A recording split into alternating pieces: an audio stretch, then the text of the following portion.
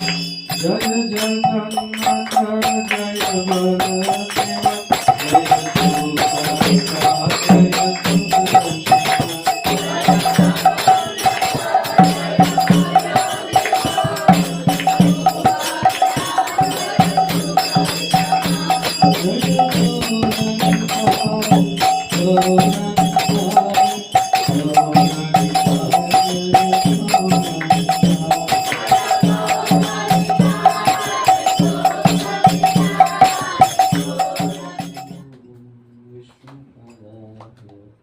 Krishna Krishnaya Bhutale Srimate Jaya Prakaša Swami Iti Namine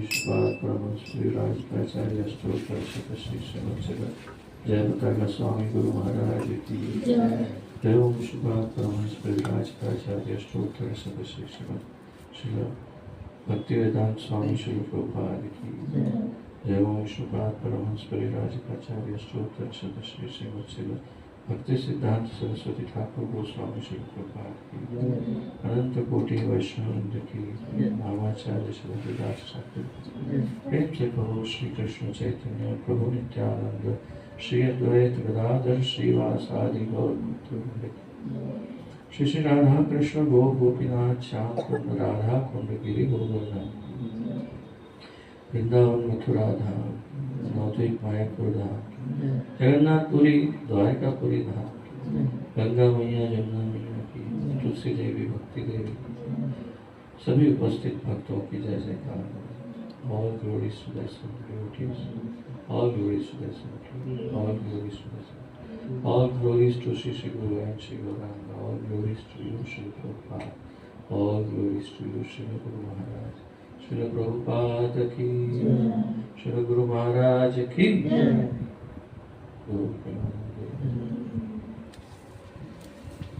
तो ये परम करुणामय श्री गुरुदेव की कृपा, श्री प्रभुपाद जी कृपा और आप सभी परम पावनकारी भक्तों के प्रार्थनाओं के कारण आज मैं काफ़ी स्वस्थ महसूस कर रहा हूँ।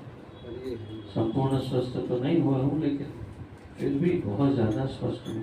1 महीने की बीमारी, और ये बीमारी मेरे जीवन में कभी मैंने अनुभव नहीं किया आज तक। ऐसी बीमारी इस बार थी। मुझे जहाँ तक लगता है या तो स्वाइन फ्लू होगा या कोरोना ही हो सकता है, लेकिन इतना भयानक मुझे कभी नहीं हुआ। जैसे मैं पहले ही बता चुका हूँ, 7 दिन तक खून निकलता था नाक में से। तो बहुत दयालु है ठाकुर जी, उन्होंने कृपा की और आप सबकी प्रार्थनाओं से मैं स्वस्थ हो गया। तो मुझे बड़ा आनंद आ रहा कि मैं 2 शब्द बोल पा रहा हूँ आपके सामने और अपने आप को शुद्ध कर पा रहा हूँ। जैसे कीर्तन चल रहा था तब कुछ भक्त इतने आवेश में आ जाते हैं, प्रेमावेश में, कि साथ साथ में गाने लगते हैं, किंतु वैष्णव शिष्टाचार के विरुद्ध नियम है। वैष्णव शिष्टाचार कहता है कि जो कोई भी लीड कर रहा है उसको अकेले को गाने देना चाहिए, पर एक छोटा सा बच्चा ही क्यों ना, उसको अकेले गाने देना चाहिए। और अगर वो भूल करता है तो अलग बात है, अन्यथा वो गाए, उसके बाद बाकी सभी को उसको फॉलो करना चाहिए। साथ में गाने से उसका अपमान होता है। तो इस बार मायापुर में कीर्तन मेला जो चल रहा था, अगर किसी ने देखा हो तो 5 दिन कीर्तन मेला, बहुत ही आनंद आ गया। उसमें हमारे वरिष्ठ गुरु भाई नरू गोपाल प्रभु वो बता रहे थे, बार बार बता रहे थे सबको कि जो कीर्तनिया लीड करता है उसके साथ साथ मत गाओ, उसके पीछे गाओ। ये अनुचित शिष्टाचार है। तो आपको ध्यान रखना, छोटे छोटे शिष्टाचार ये संभव ही नहीं कि हम एक बार में सारे शिष्टाचार सीख जाए, संभव नहीं है, किंतु हम ध्यान रख सकते हैं। छोटा छोटा सीखने मिलता है, छोटा छोटा सीखना चाहिए। पिछली बार मैंने क्लास में जब क्लास लिया था तब बताया था प्रणाम कैसे करना चाहिए जब मंदिर में आते। लेकिन आश्चर्य की बात यह है कि अधिक से अधिक भक्त या तो याद नहीं रख पा रहे, या तो वो क्लास सुना नहीं, या तो सुना है लेकिन ध्यान से निकल जाता है। जब भी मंदिर में प्रवेश करते हैं सबसे पहला प्रणाम गुरु को होना चाहिए। गुरु परंपरा में जो सबसे पहले गुरु है उनसे आगे उनके गुरु इस तरह। तो बाकी परंपरा तो अंदर है मंदिर में, तो पहले गुरु को प्रणाम करना, प्रणाम हरे कृष्ण। प्रणाम करने के बाद हमें ठाकुर जी को प्रणाम करना चाहिए। जब जाते हैं तो सबसे पहले प्रणाम ठाकुर जी को करना चाहिए और अंत में गुरु को प्रणाम करके उनकी आज्ञा लेकर के प्रस्थान करना चाहिए। ये नियम है। बड़े मंदिर में जाते हो, पहले प्रभुपाद जी को प्रणाम करते हैं, फिर ठाकुर जी को प्रणाम। जब जाते हैं तो ठाकुर जी को प्रणाम करके अंत में प्रभुपाद जी को प्रणाम करके निकलते। ये शिष्टाचार है। तो ये इस प्रकार शिष्टाचारों को हमें सीखना और ध्यान में रखना चाहिए, क्योंकि हमारी दीक्षा हो गई है, लेकिन अभी तो बहुत सारा सीखना है, बहुत कुछ सीखना है। अभी तो शुरुआत ही नहीं हुई, केवल दीक्षा ही हुई है। इसीलिए अंग्रेजी में दीक्षा को इनिशिएशन कहते हैं। इनिशिएशन मतलब स्टार्टिंग, मतलब दीक्षा मतलब शुरुआत। और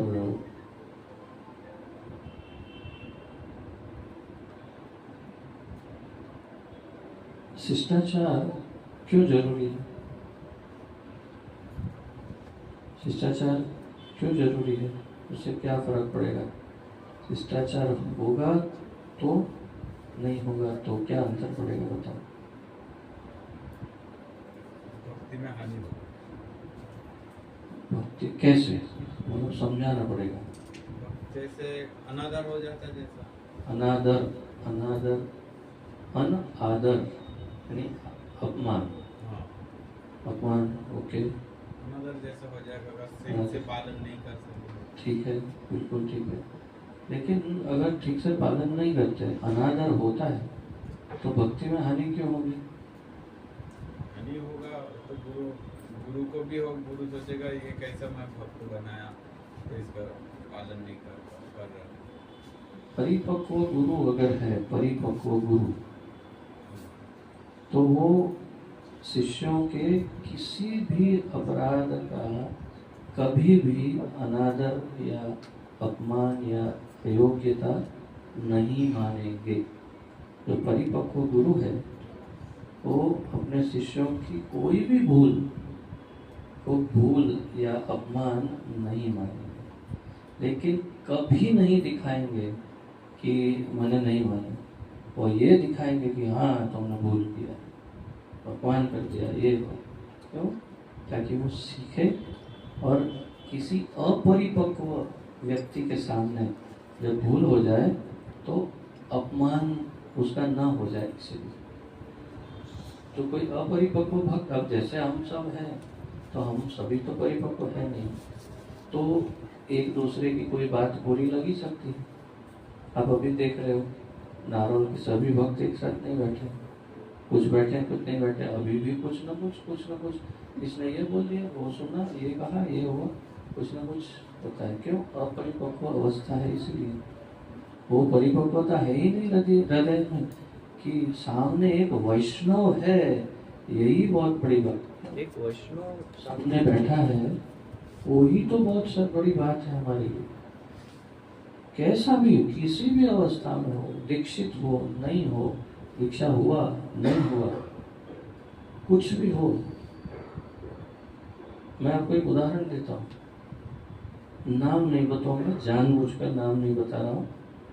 वो भक्त अभी इधर है, लेकिन जानबूझकर नाम नहीं बता रहा। उनको जगन्नाथ जी ने स्वप्न में आकर के कहा कि तुम मेरे लिए हार क्यों नहीं लाते हो? मैं नाम इसलिए नहीं बता रहा हूँ क्योंकि उनको स्वयं को भी अच्छा नहीं लगेगा और उनका ऐसा लगेगा कि बहुत ज़्यादा गुणगान हो गया, लेकिन वो दीक्षित नहीं है, वो काफ़ी अपरिपक्व अवस्था में है। लेकिन जगन्नाथ जी ने स्वप्न में उनको जाकर कहा तो मेरे लिए आते हो तो हार क्यों नहीं लाते? तो कहने का क्या तात्पर्य है, किसकी क्या दशा है वो हम दीक्षा से कितने वर्ष हो गए, उससे कितना जप करता है, क्या करता, किसी से पता नहीं लगा सकते कि कौन सी अवस्था का भक्त है। वो हम पता नहीं लगा सकते बाह्य रूप से। मुझे भी ऐसा, मुझे भी ऐसा होगा। अरे ठाकुर जी मुझे तो आए नहीं कभी सपने में, इनको सपने में बोल दिया तो मेरे लिए हार क्यों नहीं लाते? तो तात्पर्य क्या है कहने का कि हर एक भक्त का, प्रति एक भक्त का आदर करना, उनको भक्त समझना और उनकी किसी बात का बुरा नहीं मानना, ये शिष्टाचार हमने कहा है, अभी नहीं है, हम अपरिपक्व स्थिति में। उसने भी बोला हाँ बोला, मेरी ही बात का जब बुरा लगाते हैं लोग तो फिर दूसरों की कहाँ आपस में बात करेंगे।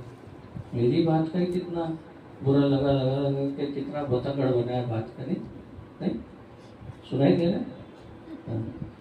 तो पंडित जी को पूछो, हमारे पंडित जी बताएंगे है? कितना कबाड़ा किया, नहीं बहुत ना, है ना। फिर जो सिखा रहा है उसी की बात का बुरा मानते हैं, मतलब क्या परिपक्व स्थिति है सोचो। तो हमें शिष्टाचार की क्यों जरूरत है? गुरु महाराज के सामने अगर मान लो आपने कोई अपराध किया, कुछ बोल दिया, कुछ अनुचित बर्ताव हो गया, तो गुरु महाराज अगर बुरा मानेंगे तो क्या हम इस संसार में कहीं रह पाएंगे? पीछे स्विच चालू है, अच्छा इसका बैटरी है और इसका बैटरी गीता बैगे बैटरी আছে। तो से मैं क्षमा मांग रहा हूँ क्योंकि भक्त माइक का मैंने उपहास किया तो वैष्णव अपराध हो गया ना, क्षमा चाहता। हाँ, बड़े बड़े सन्यासी वृंदावन में आते हैं तो जब कोई प्रश्न पूछता है तो सन्यासी व्यास आसन से बोलते हैं, अरे जरा भक्त माइक को उनके पास पहुंचाओ। माइक को भी भक्त बोलते हैं, वो ठाकुर जी के मंदिर में है, सेवा में है। तो जड़ वस्तु भी जीवंत है और भगवान का भक्त है, सेवक। हर एक का आदर करना है और हम अभी उस स्थिति में नहीं आए ना। बहुत टाइम है, लेकिन सीखना तो वही है, हमें यही सीखना है कि हर एक भक्त के अंदर भक्त देख कर, अब मैंने जो आपको बताया उस भक्त को आप पहचान ही नहीं सकते आप, लेकिन सोचते रह जाएंगे वो कौन हो सकता है, वो कौन हो सकता है, कौन हो सकता है ना। ऐसा उत्सुकता होगी, कितना शुद्ध भक्त होगा कि सामान्य है लेकिन ठाकुर जी उनको स्वप्नों में आदेश देते हैं, तो सामान्य तो हो ही नहीं सकता, ठीक है। तो इसलिए हमें ये सावधानी रखनी पड़ेगी। अच्छा, लेकिन वो अपरिपक्व है, उन्हें शिष्टाचार का भान नहीं, ध्यान नहीं। अगर आपने किसी ने कुछ ऊंचे आवाज में बोल दिया तो उनको बुरा लग जाए, क्योंकि ट्रेनिंग नहीं है, अपरिपक्वता है। शुद्ध भक्त है लेकिन अगर उनको बुरा लगा तो अपराध हो जाएगा। इसीलिए हमें शिष्टाचार की जरूरत है, क्योंकि हमें परिपक्व अपरिपक्व दोनों भक्तों के साथ डीलिंग करना है। और कौन बुरा लगाएगा, किसका अपराध लग जाएगा, बोल नहीं सकते। इसलिए अच्छा है कि सभी के साथ शिष्ट व्यवहार ही करो, ये कारण है इसका। समझ शुरू हो गए, हाथ अंदर आने दो, तो पानी पी लेना, इधर पानी का एक बॉटल देना, आ जाओ। ये बाजू में नहीं बैठते ना तो मेरा बैटरी ऐसे ही उतर जाता है, देखो तुरंत मैं इसका भी उतरने लगा। तो मैं कुछ सोच के बैठा था, पिछली बार ही चर्चा करना था मुझे इस विषय पर। मैं देखता हूँ कि ठाकुर जी के लिए जब सेवा में आते हैं सभी भक्त, वास्तव में मूल रूप से नारोल के भक्त जब आते हैं तो आरती करते हैं, भोग लगाते, सब करते हैं। लेकिन कई बार मैं देखता हूँ कि मुझे ऐसा लगता है मेरी आंखों को कि सब में वो भाव अभी उत्पन्न हुआ हो, ऐसा लगता नहीं। जैसे आपके सामने बैठे हैं, अब तो आपको पता चल गया कि ये प्रत्यक्ष है, वो सपनों में भी आदेश देते हैं, मतलब ये है तो साक्षात ठाकुर जी आपके सामने बैठे हैं और आप उनको आरती, कुछ भोग, कुछ अर्पण कर रहे हैं। तो एक व्यक्ति हो सामने तो कैसे आदान प्रदान करेंगे?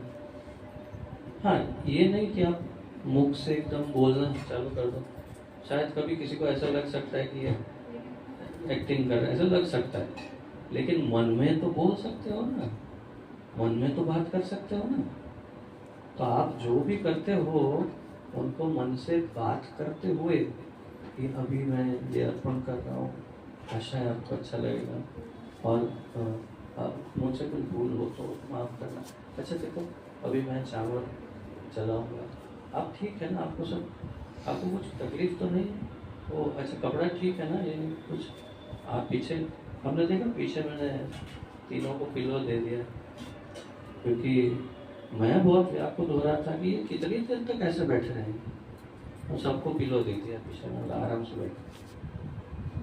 नहीं तो मैं खुद स्टिच करने वाला, सिलाई करने वाला, लेकिन मेरी शक्ति ही नहीं थी शरीर में, तो कैसे करता है। इसलिए फिर रेडीमेड पिलो ला के अभी तो रखा है, बाद में नाप लेकर सिलाई कर देंगे ताकि आराम से रहे।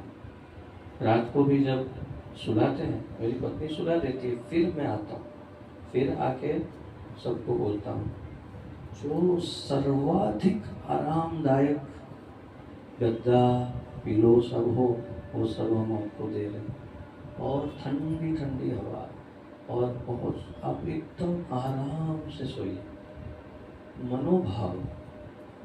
मनोभाव से सेवा होगी। हम मशीन नहीं हैं, आरती करेंगे तो घुमाएंगे, वो होगी वैधि भक्ति। लेकिन आप जब मन से प्रेम से बात करते हुए जब करेंगे वो हुई प्रेम भक्ति, भाव भक्ति। तो हमें भाव भक्ति में बहुत ज़्यादा ध्यान देना, क्योंकि अगर आपका भाव जुड़ा होगा ठाकुर जी के साथ तो वेदी भक्ति में कुछ गलती होगी तो कभी ध्यान नहीं देंगे। लेकिन अगर आप मशीन की तरह सब कर रहे हो तो देखेंगे, देख भूल किया इसने, देखा गड़बड़ किया। लेकिन अगर प्रेम से जुड़े हो तो ध्यान नहीं देंगे। मेरा वो अनुभव आपको याद है, मैंने कहा था कि जब मैं खटवाड़ा मंदिर में गया और जन्माष्टमी पे तो मुझे आरती करने के लिए कहा, संध्या आरती, तो आरती कर रहा था। उस टाइम पे अचानक मेरा बॉडी जो है अंदर से एकदम गरम गरम हो गया और कांपने लग गया। मतलब कुछ गड़बड़ हुई, मैं कुछ भूल कर रहा हूँ, नहीं तो ऐसा नहीं होगा, ये ऐसा कभी नहीं हुआ, ऐसा क्यों हो रहा है। तो अचानक ध्यान हुआ कि जगन्नाथ, बलदेव, सुदर्शन आरती कर रहा हूँ, सुभद्रा को ही भूल गया, 2 आरती भूल गया सुभद्रा की। तो अंदर से उनका जो प्रत्यक्ष प्रभाव है वो मेरे शरीर में समझ में आया। पूरा बॉडी एकदम गर्म होके वाइब्रेट हो गया। तो मैंने अंदर ही बोला, सभी पहली बार है, भूल हो गई, इतने बड़े ऑल्टर में पहली बार कर रहा हूँ, मुझे कोई इसका एक्सपर्ट नहीं हूँ, तो और बहुत सारे हो आप लोग, तो फिर भूल गया तो सॉरी, अब नहीं भूलूंगा। फिर सुभद्रा में एकदम ठंडा हो गया, बॉडी शांत हो गया, पूरा बॉडी वाइब्रेट होना बंद हो गया। तो जब प्रत्यक्ष हमारा उनके साथ आदान प्रदान हो तो वो भी प्रत्यक्ष हमें अनुभव करवाते हैं। लेकिन अगर आप मशीन की तरह करेंगे तो वो भी नीरस होकर कुछ आपको अनुभव नहीं देंगे। वो अनुभव कब देंगे? जब आप प्रेम से उनके साथ आएंगे। तो हमारे गोपाल, हमारे ठाकुर, हमारे घर में चित्र रूप में भी ठाकुर साक्षात पूर्ण रूप से है। उनके साथ भी आप उसी प्रकार प्रेम से आदान प्रदान कीजिए। और देखिए विशेष रूप से भोग में मैंने देखा है कि सबसे ज्यादा भोग में कभी कोई भी प्रेम से भोग अर्पण करता ही नहीं। जल्दी खाना, मुझे खाना है, मुझे जाना है, जल्दी खाना, काम वाली आएगी, जल्दी खाना, कुछ ना कुछ, तू जल्दी खाना, मेरा फिनिश करना। और कैसे लगाते हैं, रखते पर्दा बंद, क्यों लेगा वो? एक बात बताओ, भूखा है क्या? प्रभुपाद जी बताते हैं ये क्या भूखा है, गरीब है, भिखारी है जो उसको कल कुछ नहीं मिलता और आपके पास आके भीख मांग रहा है, दे दो कुछ, दे दो खाने के लिए। हाँ क्या वो भूखा है? प्रेम के लिए आया है। अगर आप उसको टिंग टिंग टिंग टिंग टिंग करके भाग गए अंदर, तो कैसे चलेगा? बताओ क्यों लेगा वो, मुझे बताओ, कारण बताओ क्यों लेगा। और अगर कुछ भूल गए, तुलसी रखा है लेकिन एक दो मंत्र भूल गए कुछ, लेकिन प्रेम से देखिए, ये सब आपके लिए बना है, आपके ही लिए बना है, प्रेम से। गुरुदेव, गुरु महाराज, प्रभुपाद जी, परंपरा, राधा रानी, आप खिलाइए, प्रेम से खाइए, और फिर सबको परंपरा में प्रसाद भी दीजिए। कुछ अच्छा कम ज़्यादा है तो बताना, अगर आपको नमक कम लगता है तो मुझे बताना, स्वप्नों में बताना, किसी तरह बताना, तो अगली बार ध्यान रखूँगा। प्रेम से आदान प्रदान कीजिए और देखिए फिर ये तरीका है वास्तविक भोग लगाने का। जब भाव होगा, और गुरु वर्ग को ही हम अर्पण कर रहे हैं, गुरुदेव को ही कह रहे हैं कि आप खिलाओ, हम डायरेक्ट नहीं खिला रहे, लेकिन आदान प्रदान तो प्रेम से होगा ना। आप ठाकुर जी को बोलेंगे तो सही ना कि आप लीजिएगा, और अच्छा लगता है नहीं बताइए। अगर प्रेम नहीं होगा तो भगवान क्यों भोग लेंगे? अब आप बताओ, आप में से कितने हैं जो हमेशा प्रेम पूर्वक ही भोग लगाते? मेरी पत्नी जब भोग लगाती ना, वो भोग लगा के इधर जाती है और मैं मन से उनको बोलता हूँ ये गई है, लेकिन अब मैं आपको प्रेम से खिला रहा हूँ, क्योंकि उसको तो बहुत सारा कार्य है, जल्दी है, शायद हो सकता है भूल गई होगी बोलना, लेकिन अब मैं आपको बोलता हूँ प्रेम से खाइए, आनंद से खाइए और संतुष्ट होइए। तो प्रेम आपका मुख्य है ठाकुर जी की हर सेवा में, चाहे आरती हो, श्रृंगार हो।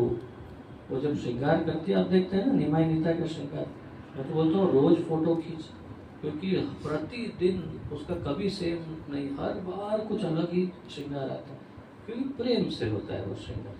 और वो स्वयं बोलती है कि यही लोग मुझे प्रेरणा देते हैं क्या करना है, मैं वैसे श्रृंगार करती हूँ, उसमें कोई ट्रेनिंग तो ली नहीं।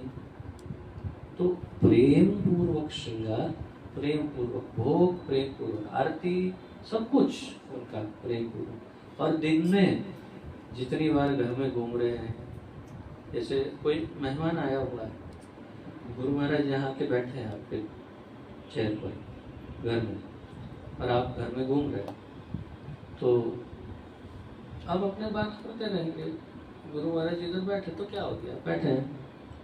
ऐसा हो सकता है कि आप थोड़ी थोड़ी देर में, एक एक मिनट में उनके सामने देखेंगे, और जो भी करेंगे एक एक मिनट में बैठा ही है ना, तो कुछ भी होगा, इधर आए तो तुरंत देखा, थोड़ा घूमे और देखा, हाँ सब ठीक है ना, अपने अपने ठाकुर को।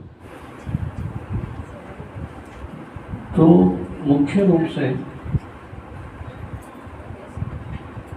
अगर ये अंतर नहीं आएगा, 25, 30, 40 साल, 50 साल बीत जाएंगे, लेकिन मशीन की तरह आप सेवा करेंगे, और कोई उनके साथ का संबंध जो है वो दिखाई नहीं देगा। समझो आप, हमें किसी ने ऐसा कभी कहा कि आप उनको प्रेम से बात मत करो? गुरु महाराज बात करते हैं, हमारे सारे गुरु प्रभुपाद जी बात करते थे ठाकुर। एक बार एक मंदिर में गए और ठाकुर जी के सामने हाथ जोड़ के खड़े रहे, काफ़ी देर तक खड़े रहे, अभी आए ही हैं और खड़े रहे, और फिर ऐसे पीछे मुड़े और कहा धन्यवाद, आप सब लोग उनका अच्छी तरह ध्यान रखते हैं। तो फिर बाद में जब रूम में गए तो भक्तों ने पूछा, प्रभुपाद जी आपने ऐसा क्यों कहा कि धन्यवाद, आपने अच्छी तरह ध्यान रखते हैं, मतलब केवल देखकर आपको ऐसा पता चला? बोले नहीं, मैंने उनको पूछा कि क्या ये सब आपका ध्यान रखते हैं अच्छी तरह, तो उन्होंने जवाब दिया कि हाँ ये लोग बहुत अच्छी तरह ध्यान रखते हैं, इसीलिए मैंने कहा।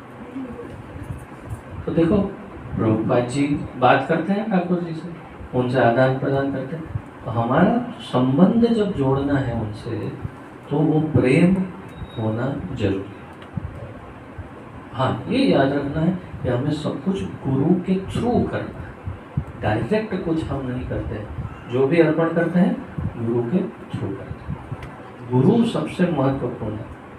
लेकिन ठाकुर जी के साथ कोई लेना देना नहीं, ऐसा नहीं है। जैसे मैं देखता हूँ कि कई भक्त आते हैं, प्रणाम मुझे करते हैं, लेकिन प्रणाम करने से पहले और प्रणाम करने के बाद में मेरे सामने ही नहीं देखते।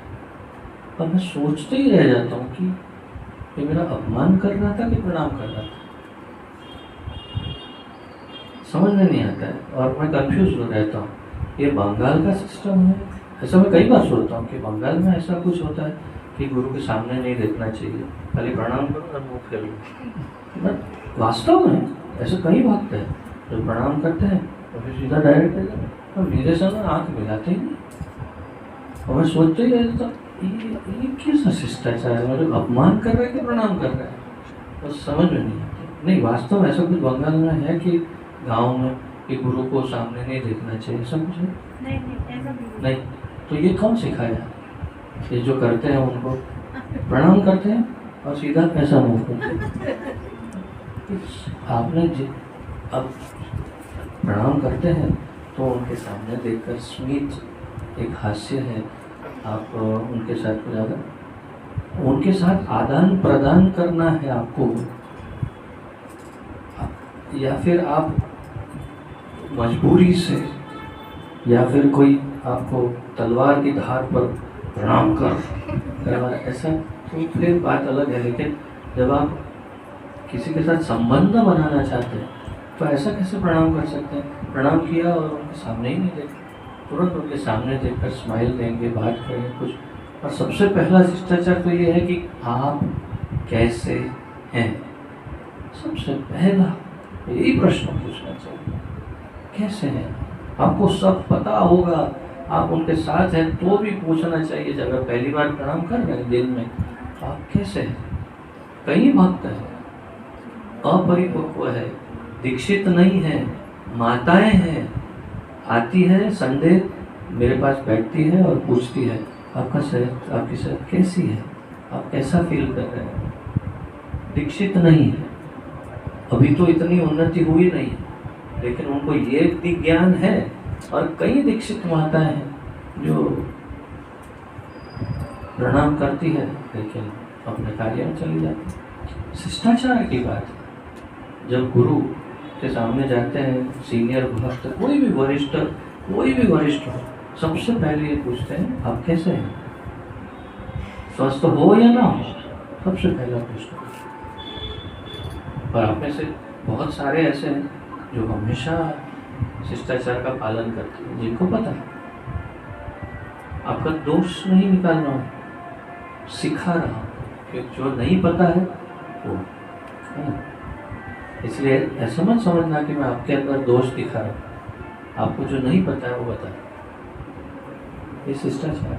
तो शिष्टाचार ये सब हम आदान प्रदान के लिए करते हैं ताकि हमारा संबंध मधुर, गहरा और मजबूत हो, मीठा हो संबंध, ठाकुर हो या गुरु हो, दोनों के साथ। कोई गुरु हमेशा, तो गुरु किसका प्रतिनिधित्व करते हैं? भगवान का प्रतिनिधित्व। तो गुरु किसके प्रतिनिधि हैं? भगवान के। भगवान के प्रतिनिधि है कि नहीं है?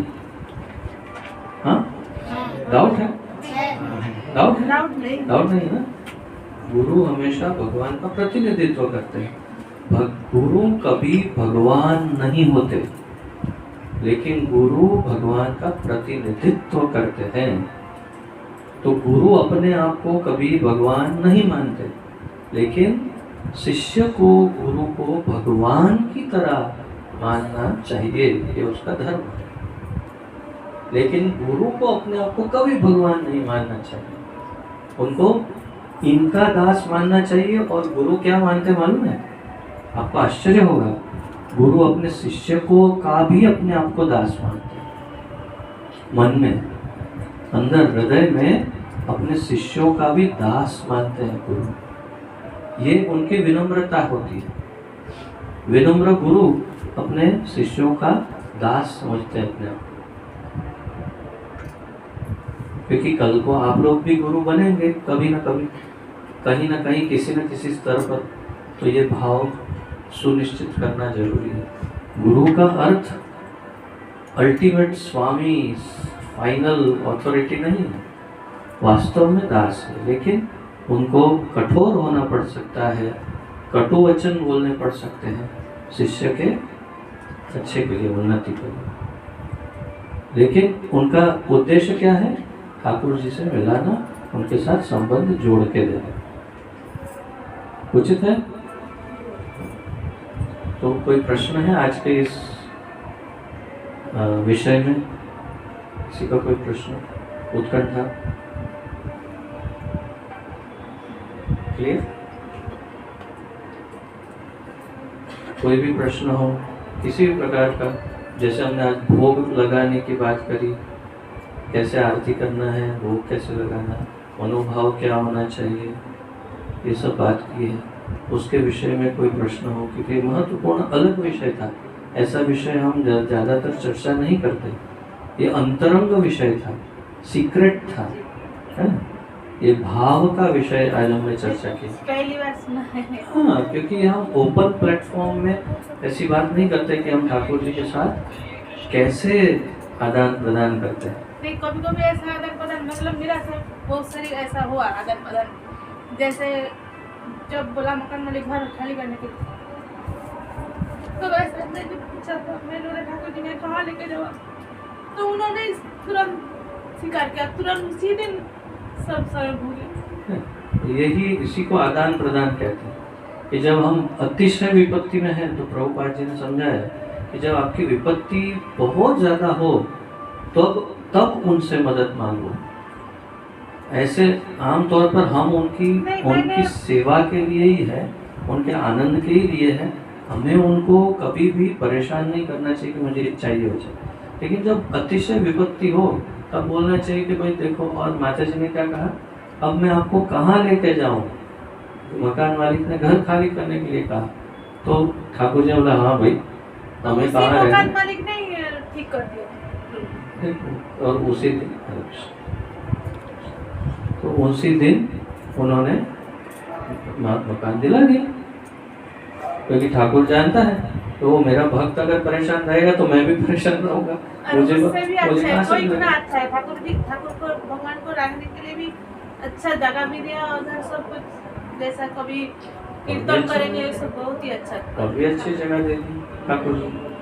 तो ठाकुर जी को तब क्या मांगना, जब लिमिट आ जाए तब मांगना, तब तक नहीं। और वो भी आपको लगे कि उनकी सेवा में बाधा आएगी तो मांगना। अच्छा, 1 महीने से बीमार हूँ, मैंने कितनी बार बोला होगा अभी तक, अरे मुझे ठीक कर दो, अरे मुझे, बोलने का प्रश्न ही नहीं। अगर तुमको लगता है कि मेरे ठीक होने से तुम्हारी सेवा में कुछ परिवर्तन आएगा, तुम्हें प्रसन्नता होगी, तो ठीक करना। लेकिन गुरु महाराज भी क्या कहते हैं जानते हैं? जब मेरे लिए प्रार्थना करो, गुरु महाराज कहते हैं मेरे लिए प्रार्थना करो तो अंत में कहो इफ यू सो डिजायर, यानी यदि आपको लगता है कि गुरु महाराज स्वस्थ होने से आपको प्रसन्नता होगी और आपकी इच्छा के अनुसार होगा, तो उनको ठीक करो। ऐसा कहते हैं गुरु महाराज कि मेरे लिए ऐसे प्रार्थना करो कि अगर ठाकुर जी चाहे तो ठीक करे, अगर वो नहीं चाहे तो ना करे। हम क्यों उनके ऊपर फोर्स कैसे कर सकते हैं? हम फोर्स नहीं कर सकते ठाकुर जी। फिर उस मकान मालिक का बेटा भी बोलते हैं मैं आपको दिया है, एक्चुअली भगवान का भक्ति कर दो, मेरा मम्मी अकेला है तो उसके साथ सत्संग कर सकते हो, इसलिए मैंने। बहुत ही अच्छा है, ठाकुर जी ने अपना एक और भक्त भी चुन लिया, शायद वो माता जी भी भक्त बन जाएगी, अच्छी बात है। उनको भगवत गीता दिया माला भी करने के लिए। तो अभी सभी का शायद हो सकता है, इसमें से काफी भक्तों का ऐसा अनुभव रहे होंगे। एक व्यक्ति जिसके बहुत अनुभव होंगे लेकिन कभी बोलता नहीं है, वो ये है, कभी बोलता नहीं है कि क्या अनुभव होते हैं क्या नहीं। वास्तव में अपने गुरुजनों के साथ चर्चा करनी चाहिए कि हमें क्या क्या आध्यात्मिक अनुभव होते हैं, लेकिन ये मुझसे इतने ज़्यादा उन्नत है, सत्य में बोल रहा हूँ, मजाक नहीं कर रहा, कि वो सब अंदर ही रखते, कभी मुझे बताते नहीं क्या क्या अनुभव होते हैं। ये तो ठाकुर जी दयालु है कि मुझे पता चलता है कि ये बहुत उन्नत भक्त है।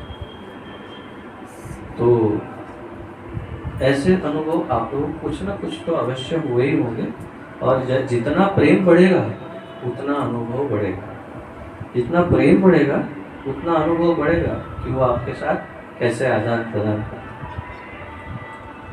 तो आज से अब जो भी करें प्रेम से करें और उनसे बात करें, मन में मुख वोट लगा के नहीं, और बिल्कुल अकेले कोई नहीं है तो वोट हिला के बात करना, कोई बात नहीं, बात ही तो करना है, लेकिन आजू बाजू में कोई है तो पता नहीं चलना चाहिए कि हम बात कर रहे हैं।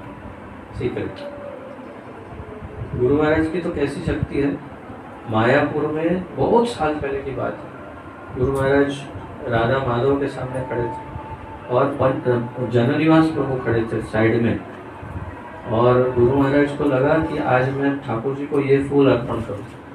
तो जननिवास प्रभु ऐसे देख रहे थे, एकदम राधा माधव के चरणों में देखा, अरे ये फूल अभी कैसा आया, किसने चढ़ाया? सभी पुजारी को बुलाया, ये फूल किसने चढ़ाया? सारे पुजारियों ने बोला हमने नहीं चढ़ाया। बोले कौन आकर ये फूल चढ़ा गया? ये फूल ये सीजन में नहीं आता है, कैसे आया ये फूल उनके चरणों में? सबने बोला कि ये फूल तो मार्केट में ही नहीं है, कहीं नहीं है, किसी गार्डन में कहीं भी नहीं है, तो कैसे आया? वो अब समझ गया कैसे आया। वो जयपता का महाराज खड़े थे ना, उन्होंने चढ़ाया। बोले उनके हाथ में तो फूल नहीं था, बोले उन्होंने मन से इतना तीव्र उन्होंने प्रार्थना करके वो फूल को उत्पन्न किया कि वास्तव में उत्पन्न हो गया। गुरु महाराज की इतनी शक्ति। और फिर उनसे पूछा तो उन्होंने बोला, गुरु महाराज ने मन से वो फूल अर्पण किया, वास्तव में वो फूल राधा माधव के चरणों में रखा। तो इतने शक्तिशाली हुए। तो आदान प्रदान प्रेम से जरूरी है, बस। ठीक है, कोई प्रश्न है तो पूछिए, अन्यथा हो गया। जैसे कि हम मंदिर में आते हैं, पहले क्रम अनुसार गुरु को प्रणाम करना चाहिए। आपके सबसे कैटेगरी में सबसे पहले गुरु जो है उनको पहले प्रणाम, उनके गुरु को बाद में प्रणाम, उनके गुरु को बाद में प्रणाम, और फिर परंपरा को प्रणाम, फिर ठाकुर जियों को क्रम अनुसार प्रणाम, और फिर ठाकुर जी के दर्शन चरणों से, नाभि से, वक्षस्थल से, मुखारविंद, ये क्रम में ही प्रणाम और दर्शन होना चाहिए।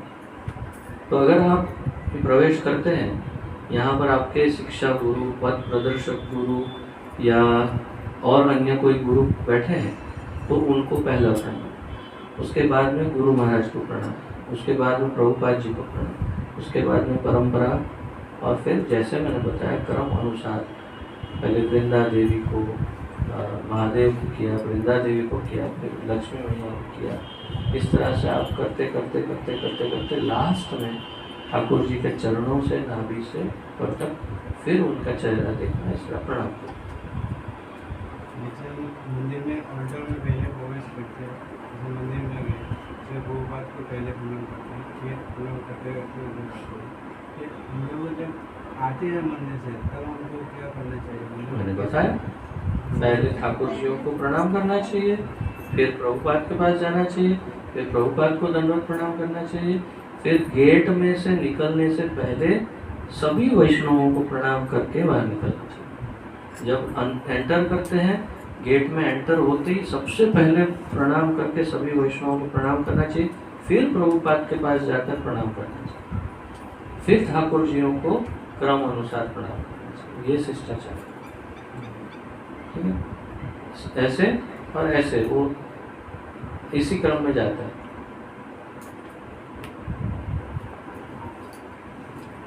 और टाइम कोई अल्टर मंदिर बंद हो गया, अल्टर बंद हो गया तब क्या करें? देखो ऐसा है कि ना उसके बहुत सारे अलग अलग अभिप्राय हैं, लेकिन मैं व्यक्तिगत रूप से जो मैंने देखा, हमारे वरिष्ठ गुरुजनों को करते हुए, प्रभुपाद जी को देखा, उनके बहुत वीडियोस देखे, और जो गुरु वर्ग को देखा, तो मैं यही समझा कि अगर भाव है तो फिर नियम का इतना चिंता नहीं है। नियम ऐसे बताते वैदिक भक्ति के अनुसार, भोग लगेगा तो प्रणाम नहीं करना, ये होगा तो प्रणाम। पर ऑल्टर बंद हो गया, ठाकुर तो अंदर बैठे हैं ना, तो प्रणाम कर सकते हैं। ऐसे भी बोलते शयन हो गया तो प्रणाम नहीं करना चाहिए। अब भी ठीक है, चलो कि उनकी नींद खराब ना हो, लेकिन आप घंटी तो नहीं बजा रहे हो, लेकिन आप अपना आदर तो व्यक्त कर सकते हो। उनको बिना डिस्टर्ब किए प्रणाम करके निकल जाओ। पर आपके अंदर हृदय में आदर है कि ठाकुर है, बिना प्रणाम कैसे निकलूँ? तो सो गया तो कोई बात नहीं, खाली प्रणाम चुपचाप करके निकल जाओ, घंटी मत बजाओ, कुछ मत करो, बस ऐसे। मेरा ऐसा व्यक्तिगत रूप से अनुभव और मानना, जो गुरु वर्गों को देखा है, कि भाव ज़्यादा महत्वपूर्ण है, नियम नहीं। नियम है, पर अब जैसे आप अंदर गर्भगृह में जाके करते हैं तो आपको बहुत सारे नियम पालन करना, वो ज़्यादा जरूरी है। उसमें प्रणाम करना चाहिए, क्योंकि एक बार अंदर घुस गए ऑल्टर में, फिर प्रणाम नहीं कर सकते।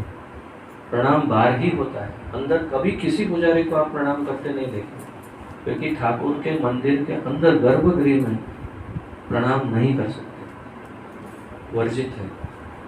तो सारे पुजारी पीछे प्रणाम करते हैं, प्रणाम करके फिर एंटर करते हैं, और बाहर निकलते टाइम बाहर जाके प्रणाम करते हैं। तो इस तक वो अलग नियम, पर भक्ति का ये नियम ज़्यादा महत्वपूर्ण है। आप ठाकुर मंदिर में गए, मंदिर बंद है, तो आप प्रणाम करके फिर वहाँ से चले जाओ, क्या प्रॉब्लम है? कुछ नहीं है, क्या होने वाला? तो आप उनको डिस्टर्ब करने का हेतु ही नहीं है, सिर्फ आदर देने का हेतु, तो क्यों नाराज होंगे? ये बात क्लियर?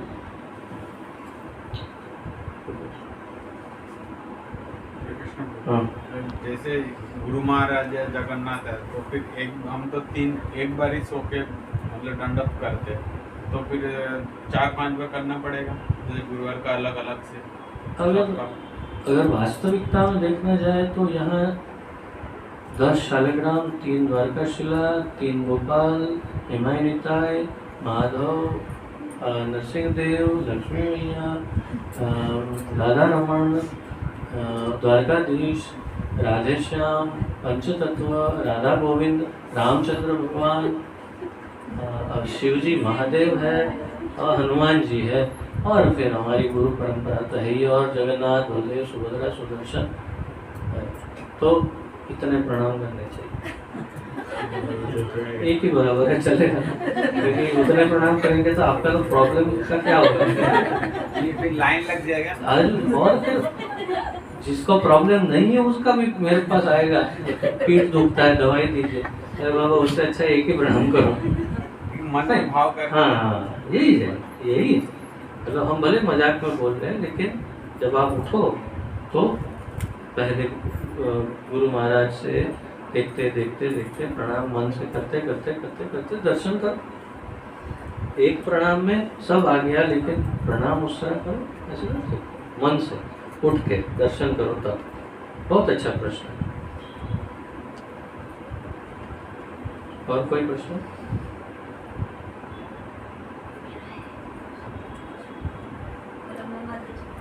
हाँ बोलो। जैसे आरती करते करते कभी जैसा जगन्नाथ जी को किया, बलदेव जी को, सुभद्रा माँ को भूल गए, सुदर्शन पे चले गए, फिर तुरंत याद आ गया कि सुभद्रा माँ को भूल गई, तो मैं रिपीट में कर सकता हूँ क्या? अंदर अंदर वो 4 के अंदर अंदर चल जाएगा, लेकिन आप बाहर निकल गए, किसी और को दे दिया आरती, जैसे वृंदा देवी को दे दिया, तुलसी को दे दिया, तो फिर वापस नहीं जाए। फिर दूसरी बार में क्षमा मांगते हुए वो भूल गया, सॉरी इसके फिर करो। नेक्स्ट टाइम करेंगे ऐसा नहीं बस। नेक्स्ट टाइम करेंगे तो आप प्रॉमिस कर रहे हो, प्रॉमिस कर रहे हो, उसका मतलब है कि आपको इतना आत्मविश्वास है कि आप दोबारा नहीं भूलोगे। यह अहंकार का प्रतीक है। इसलिए कभी भी किसी भी अवस्था में ठाकुर को और गुरु को प्रॉमिस करते पहले करोड़ बार सोचना चाहिए, क्योंकि वो अहंकार का प्रतीक है। नेक्स्ट टाइम करूँगा मतलब गए। मतलब मेरे में इतना आत्मविश्वास है मैं कर पाऊंगा। ठाकुर तो एकदम पक्का फेल करवाएगा, पक्का फेल करवाएगा वो। क्या अच्छा अच्छा, मेमोरी पे बहुत सारे हैं। इधर सुना है? तो ये नहीं, प्रॉमिस नहीं, ये करना कि अब भूल गया, सॉरी, क्षमा करना, ध्यान रखने का प्रयास करूंगा अगली बार। क्या करूँ, मूढ़मती अल्प बुद्धि हूँ, ऐसे कहना चाहिए। और फिर तो तुरंत भूल जाएगा, ऐसा ठीक है ठीक है। मेरा ऐसा ही हुआ ना, पूरा बॉडी वाइब्रेट हो रहा है, गरम गरम में क्या हो रहा है। हो अंदर चैत्य गुरु भी तो बैठे ही है ना, वो तो अपना 24/7 लाइव चालू ही रहता है। तो वो उसने प्रेरणा दी होगी, सुभद्रा सुभद्रा, वो ओहो बहुत गड़बड़ हो गई, क्षमा करना, बहुत मूढ़मती, पहली बार कर रहा हूँ, कुछ मालूम नहीं, तो क्षमा कर दिया, ठंडा हो गया। अब तो मन ऑर्डर में पहली बार कर, लेकिन हम लोग के घर पे इधर उधर करता भूल जाता, पहली बार तो बोल नहीं सकता ना, भगवान पहली बार करता नहीं, लेकिन आपको क्या बताऊं, फिर मैंने बाहर जाकर पुजारियों से बात किया। उस दिन बाहर जाकर सभी पुजारियों से चर्चा किया मैंने। बोले प्रभु जी हम लोग 20-20 साल के बाद भी भूल जाते हैं। ऐसा नहीं है, भूल जाते हैं। आप पहली बार भूल गए, हम 20 साल के बाद भूल जाते हैं, ऐसा नहीं है कि नहीं भूल जाते। तो वो कोई प्रॉब्लम नहीं है, मतलब वो समझते हैं कि ये मनुष्य देह लेकर बैठे हैं, हजारों चीज़ चलती है मन में, और हर बार तो भाव नहीं आएगा प्रेम। अभी कुछ और चल रहा होगा और पत्नी ने गुस्सा कर दिया, कुछ कर दिया, तो ध्यान इधर उसमें है और कर रहे हैं, तो वो भी सोचेंगे कि अभी वो डांट खा के आया है क्या, मेरी आरती करेगा नहीं।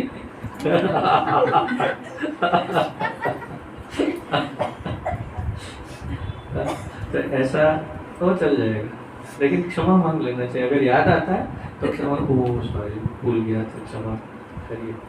याद नहीं आएगा, पूरा आरती भी हो जाएगा, ऐसा भी हो सकता है, ऐसा भी हो सकता है। मैं तो यहाँ से बैठा बैठा देखता रहता हूँ ना, सब आरती करते हैं एक एक, मैं तो देखता हूँ कौन क्या भूलता है। कई बार मैं बोलता भी नहीं हूँ, कई बार मैं बीच में रोक के बोलता हूँ, आरती के बीच में रोक कर बोलता हूँ देखो ये ऐसे ऐसे ऐसे करेंगे। लेकिन कई बार मैं कुछ भी नहीं बोलता, चलने देता हूँ, चलने दो चलने दो, ऐसा है। तो आप तो बताता हो तो अपने अच्छे के लिए, हाँ, लेकिन तो सीखने के लिए सही बात है, लेकिन कई बार ध्यान में नहीं आता है, भूल ही जाते हैं, तो क्या करेंगे। प्रयास अवश्य करना है, लेकिन भूल भी सकते हैं। तो अंत में इसीलिए कौन कौन था वो मंत्रहीनम क्रियाहीनम वाला, आपने कहा ना। हाँ, तो प्रभु जी सब आरती किए, तो प्रणाम किए, फिर उठ करके ऐसे कर रहे थे, तो मैंने बोला नमाज पढ़ रहे तो बोले नहीं वो मंत्रहीनम क्रियाहीनम क्षमा मांग रहा हूँ। तो मैंने बोला उसमें इशारे करने की जरूरत नहीं है, मन से हाथ जोड़ करके कहो कि मुझसे भूल हो गई है, कोई भूल हुई हो तो मुझे क्षमा करो। ये विधि हमारे पंचरात्रिक विधि के अनुसार है कि जब सेवा हो जाए तो ये मंत्र बोलना चाहिए, और उनको बोलना चाहिए कि जो कोई मेरी भूल हुई है दया करके ठाकुर आप क्षमा करना। बिल्कुल उचित कर रहे हैं, वो सही कर रहे हैं, लेकिन उसमें कोई एक्शन की जरूरत नहीं होती, लेकिन आपको ये करना चाहिए। तो उससे लास्ट में सब सेटल हो जाएगा।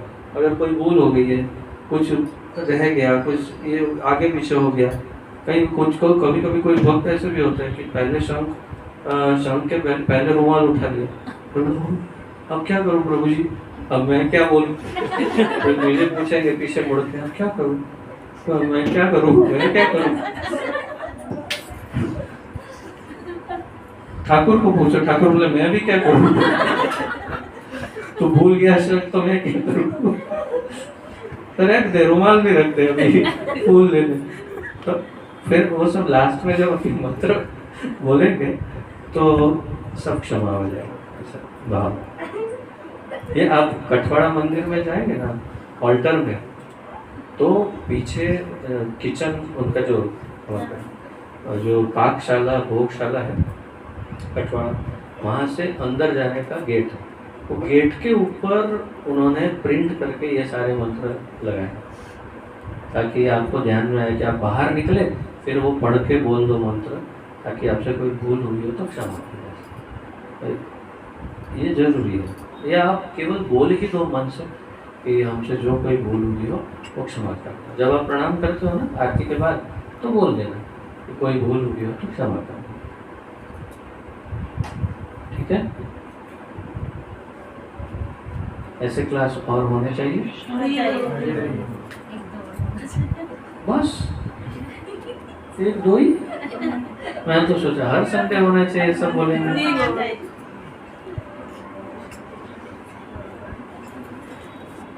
सो जा बेटा, तो ऊपर है तो ठीक है। तो यहाँ विराम लेते हैं। पतित पावन जगत गुरु श्रील प्रभुपाद की जय। पतित पावन गुरु महाराज की जय।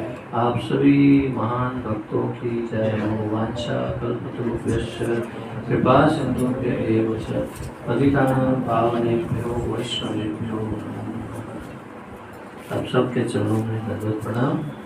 आप सबका बहुत बहुत धन्यवाद। हरे कृष्ण।